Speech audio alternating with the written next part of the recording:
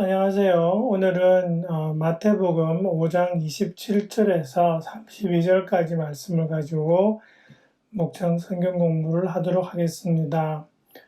오늘은 지난번과 마찬가지로 살펴보시면은 예수님께서 이런 형식으로 이야기하시죠. 너희는 이렇게 들었다. 그러나 나는 이렇게 말한다. 오늘의 그 적용은 10계명 중에서 제7계명에 해당하는 그 간음하지 말아라 하는 그 말씀에 대한 것입니다. 레위기 2장 10절을 보시면은 그 남자가 다른 사람의 아내와 성적인 그런 관계를 가지는 경우를 간음으로 규정을 하고 있고요. 거기에서 간음한 두 남녀는 모두 사형에 처하는 것으로 그렇게 규정되어 있습니다. 그러한 그 간음에 대한 규정이 있는데 예수님께서는 이제 그 간음을 그러한 어떤 육체적인 행위에 국한시키는 것이 아니라 음욕을 품는 경우에까지 확대하고 계신 것을 우리가 볼 수 있습니다. 그것이 이제 28절에 나오는 말씀인데요. 사실 우리가 구약 성경을 읽어보면 그 간음은 살인 다음으로 아주 중대한 죄로 인식된다는 것을 우리가 알 수 있습니다.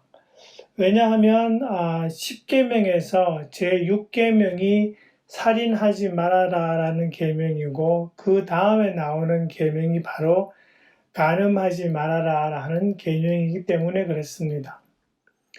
그리고 우리가 그 구약 성경을 읽다 보면 어떤 부분들을 대하냐 하니까 하나님께서 많은 경우에 있어서 간음을 이스라엘 백성이 하나님 이외에 다른 신을 섬기는 행위에 적용하고 있다는 것을 볼 수 있기 때문에 그렇습니다.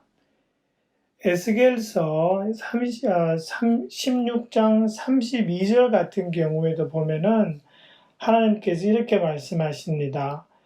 너는 제 남편이 아닌 다른 남자들과 간통하는 음란한 유부녀로구나 라고 할 때 이 너는 이라는 것이 다른 그 하나님 이외에 다른 신을 섬기고 있는 그 이스라엘 사람을 빗대어서 지금 하시는 그러한 말씀입니다. 그 후에도 보면은 그 호세아서에 넘어가서 호세아서 4장 13절에 보면은 너희의 딸들이 음행을 하고 너희의 며느리들이 간음을 한다라는 그런 말씀을 하고 계십니다. 그러니까 그만큼 이 간음이라는 것이 하나님 이외에 다른 신을 섬기는 그러한 행위에 비유될 만큼 그렇게 중대한 범죄라는 것을 하나님께서 말씀하고 계십니다. 또 하나 우리가 좀 기억해 볼 수 있는 예로는 여러분 그 요셉의 이야기를 기억하실 텐데요. 그 요셉이 보디발의 집에서 일하고 있을 때 그 보디발의 아내가 요셉을 유혹하지요. 그런데 이제 요셉이 그 유혹을 거절하면서 하는 말이 뭐냐 하니까 나는 하나님께 거역하는 죄를 범할 수 없다라는 그런 말을 하고 있습니다. 그것이 창세기 39장 9절에 나오는 말씀인데요. 그러니까 요셉에게 있어서는 간음이 하나님을 거역하는 죄만큼 그렇게 중대한 그러한 죄라는 인식이 있었다는 것이죠. 사실 우리가 이 간음이라는 것이 왜 악하냐라는 것을 생각해 보면 첫 번째로는 이 간음은 사람이 자기 몸에 짓는 죄입니다. 그래서 우리가 이제 여러분 아시겠지만 우리는 성령이 거하시는 그러한 성전입니다. 그 성전에다가 지금 죄를 짓는 그러한 그 죄가 바로 간음이 되고요. 또 하나는 여러분 그 말라기서에 보시면은 말라기서 2장 14절에 보시면 하나님께서 그 결혼의 언약에 대해서 아주 소중하게 생각하시는 것을 볼 수 있습니다. 말라기 2장 14절에 보시면은, 하나님께서 막 이렇게 이스라엘 사람들에게 막 뭐라 그러시는데, 그러시면서 하시는 말씀이 이렇게 말씀하시죠. 내가 젊은 날에 만나서 결혼한 너의 아내를 배신하였기 때문이며 주님께서 이 일의 증인이시기 때문이다.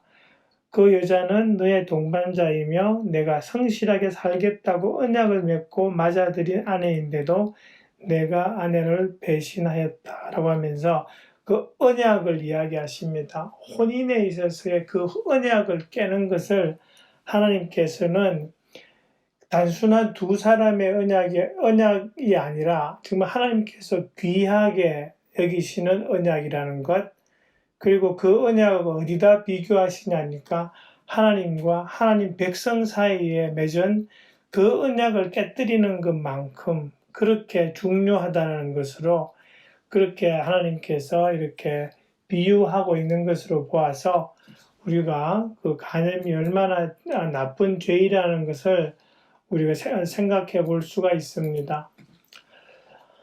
그리고 28절에 보면은 그 여자를 보고 음욕을 품는 이라는 말씀이 나오죠. 근데 우리가 이제 얼핏 생각하면 지나가는 여자를 이렇게 한번 슬쩍 보는 것, 그런 것을 지금 의미하시는 것이 아니라는 것을 우리가 알 수 있는데요. 이 부분을 헬라 말을 그대로 번역을 하면은 어떤 말이 될 수 있냐니까 여자에 대해서 간음을 할 목적으로 바라보는 이라는 그러한 의미가 이 음욕을 품는 이라는 이 말에 내포가 되어 있습니다. 그러니까 이게 단순하게 한번 이렇게 헐깃 보는 것이 아니라는 거죠. 그 마음 안에 어떤 인텐션이, 그런 목적이 있다라는 그런 말씀을 하고 계시는 겁니다. 그러시면서 29절과 30절에서 예수님께서 이 음욕이 얼마나 심각한 것인가에 대해서 두 가지 아주 정말 과격한 예를 드시죠. 예를 들어서 네 오른눈이 죄를 짓게 하거든 빼서 내버려라. 그리고 내 오른손이 너로 죄를 짓게 하거든 찍어서 내버려라 하고 하는 그런 아주 과격한 예를 드시는데요. 이 의미는 정말 이렇게까지 눈을 빼고 손을 찢고 할 정도로 이 음욕의 문제가 심각하다라는 것을 예수님께서 지금 강조하고 계시는 거죠. 예수님은 이렇게 종종 하시는 말씀의 중요성을 강조하기 위해서 과장법을 사용하십니다. 그 중에 우리가 익히 아는 그 예가 마가복음 9장 42절부터 47절에 나오죠. 거기에 보시면은 예를 들어서 42절에 나를 믿는 이 작은 사람 가운데서 하나라도 죄짓게 하는 사람은 차라리 금옥에 큰 맷돌을 달고 바다에 빠지는 편이 낫다. 그러고 가시고 뒤에 가시면은 45절에서 내 발이 너를 죄짓게 하거든 그것을 찍어버려라 라고 하시고 또 비슷하게 47절에 가면은 내 눈이 너를 죄짓게 하거든 그것을 빼어버려라 그러면서 내가 두 눈을 가지고 지옥에 들어가는 것보다 차라리 한 눈으로 하나님의 나라에 들어가는 것이 낫다라는 그런 말씀을 하십니다. 그만큼 이렇게 예수님께서는 말 설교하시면서 강조하는 그런 어떤 비유를 많이 과장법을 많이 사용하셨다라는 것을 우리가 알 수 있습니다. 뒤에 가서 이제 31절부터 32절을 살펴보는데요. 거기에 보시면은 나오는 것이 그 신명기 24장 1절의 말씀을 언급하고 계십니다. 사실은 그 당시에 이 모세가 그 십계명을 받던 그 시절과 예수님께서 지내시던 그 시대에 있어서 그 이혼이 아주 성행했던 것으로 보입니다. 그래서 어떤 상황이 되냐 하니까요. 이 남편들이 아무렇게나 아내를 버리고 자기 집으로 돌려보내는 것이 가능한 그러한 환경이었습니다. 그러다 보니까 이 상황을 그대로 두면 정말 여자들이 피해를 받고, 그리고 결혼 그 제도 자체에 아주 큰 혼란이 오고, 그렇기 때문에 이 혼란을 줄이면서 결혼 제도의 그 신성한 질서를 유지하기 위해서 하나님께서 이 이혼 정서라는 것을 허락해 주신 것입니다. 그 당시에. 근데 이제 예수님께서는 이 31절 말씀을 언급하시면서 뭐라 그러시냐니까, 음행을 한 경우를 제외하고 아내를 버리는 사람은 그 여자를 간음하게 하는 것이다 라는 그런 말씀을 하십니다.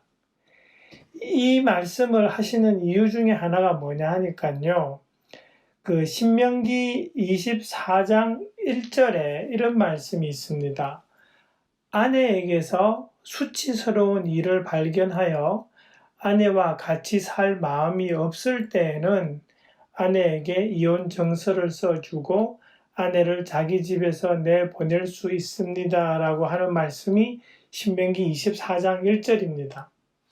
그런데 문제는 이 수치스러운 일이라는 이 일에 대해서 정확한 정의가 내려져 있지 않다라는 것입니다. 그래서 예수님 당시에 여러 가지 그 랍비들이 이 내용에 대해서 해석을 하는데요. 아주 보수적인 컨서버티브한 그 랍비들은 이 수치스러운 일은 성적으로 정숙하지 않은 그러한 문제에 국한된다라고 그렇게 정의를 했습니다.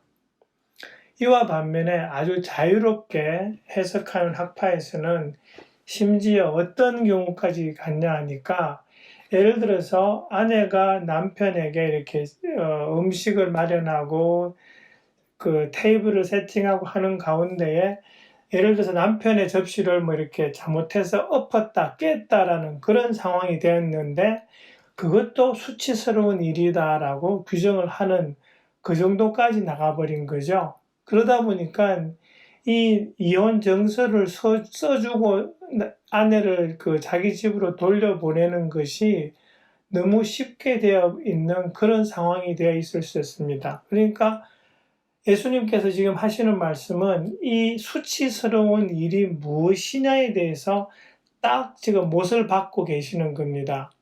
이 수치스러운 일은 음행이다라고 그렇게 지금 이야기하시는 거죠.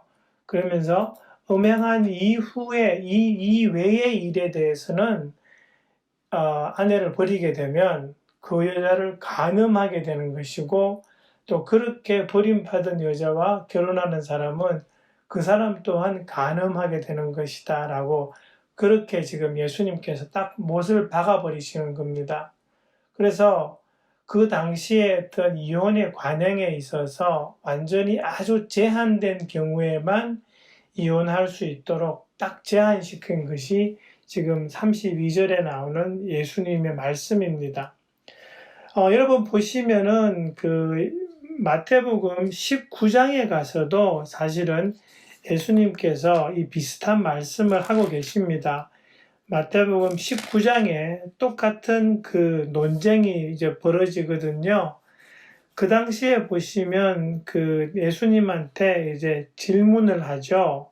6절에 보시면 둘이 아니라 한 몸이다 결혼하면, 그래서 하나님이 짝지어 주신 것을 사람이 갈라놓아서는 안 된다라고 예수님께서 딱 말씀하시죠.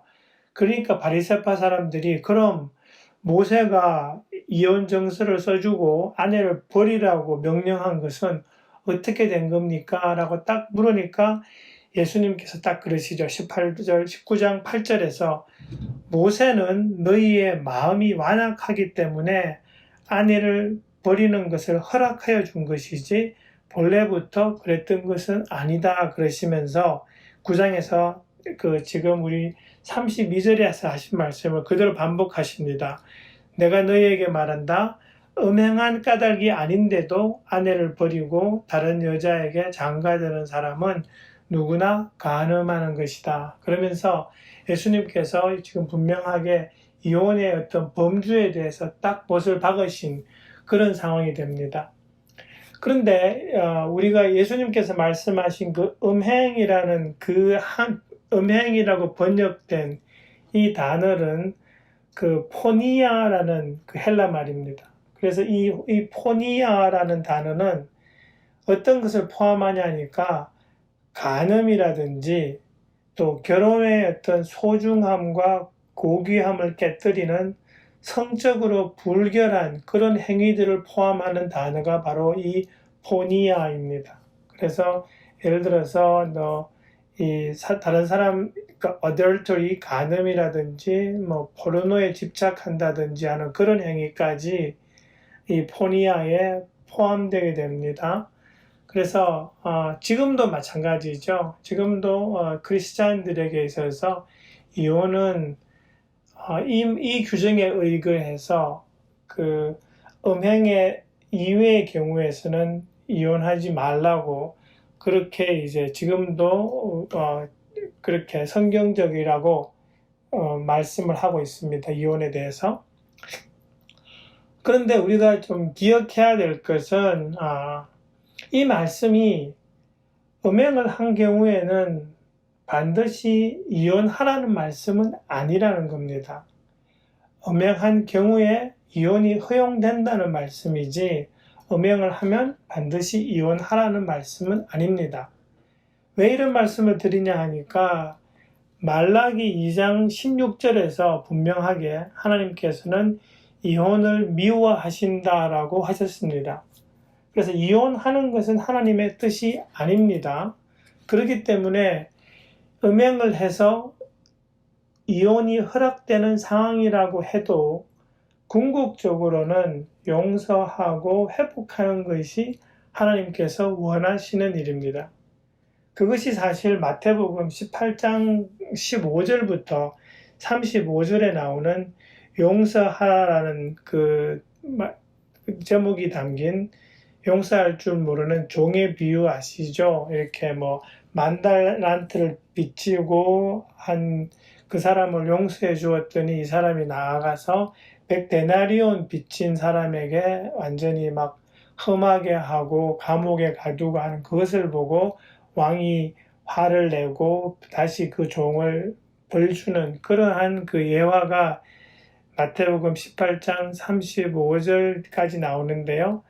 그 말씀의 그 내용에서 예수님이 하시는 말씀은 그거죠. 궁극적으로는 용서하는 것이 하나님의 뜻이라는 것입니다. 그래서 우리가 기억해야 할 것은 비록 음행을 한 경우에 이혼이 허락되지만 이혼은 하나님께서 미워하신다는 것이고요. 그러니까 궁극적으로 용서하고 회복하는 것이 하나님이 원하시는 것이라는 것 우리가 기억하면 좋겠습니다. 그래서 우리 5절의 짧은 절이지만 정말 중요한 그러한 말씀을 담고 있는 구절이 되겠습니다. 이 내용을 가지고 우리 목장 식구들과 함께 공부하시면서 결혼에 대해서도 또 우리의 삶에 대해서 다시 한번 돌아보는 그런 시간이 되면 좋겠습니다. 네, 감사합니다. 수고해 주세요. 감사합니다.